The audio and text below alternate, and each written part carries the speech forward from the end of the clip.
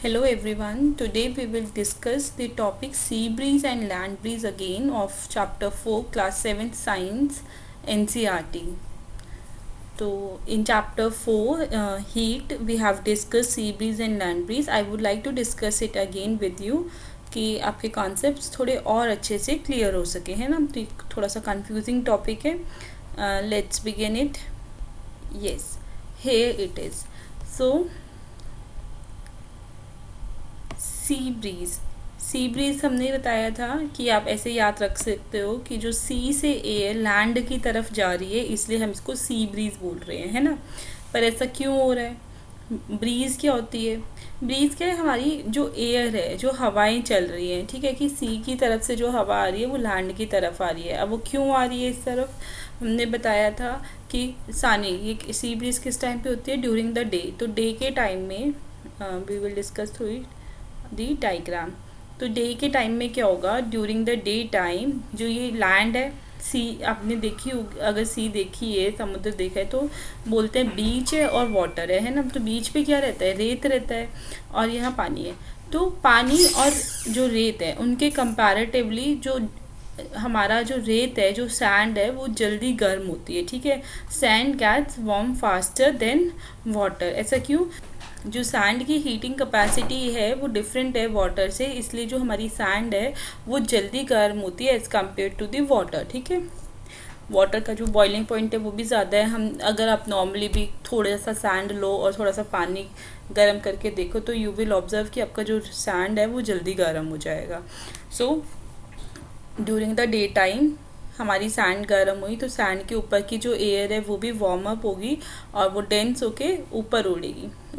तो यहाँ जो ठंडी हवा है, ठंडी हवा, वो वार्म एयर तो ऊपर चली गई है, तो उसकी स्पेस लेने के लिए ठंडी हवा सी से लैंड की तरफ आएगी, इसलिए इसको हमने क्या बोला? सी ब्रीज बोला. क्लियर है?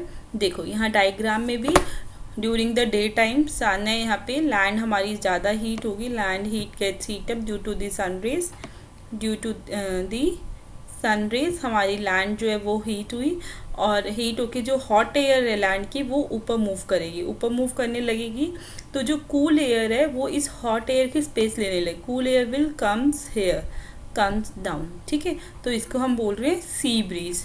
Now next is during the night time. अब नाइट टाइम में क्या होगा? अगेन हमारी जो लैंड है वो जल्दी ठंडी होगी एज कम्पेयर टू वाटर. अब ऐसा क्यों है? पानी तो कम गर्म हुआ था, पानी को जल्दी ठंडा होना चाहिए था, है ना.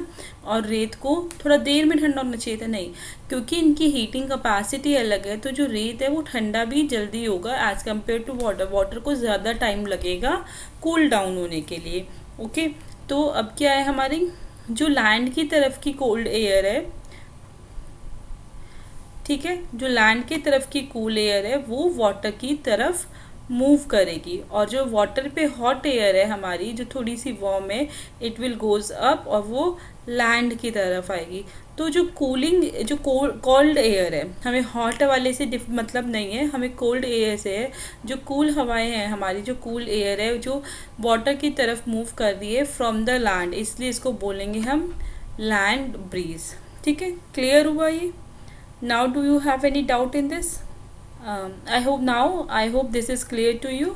If you still have any doubt in this, please write to me. I will try to explain it again. Okay. Please like and subscribe my channel for more updates. Thank you.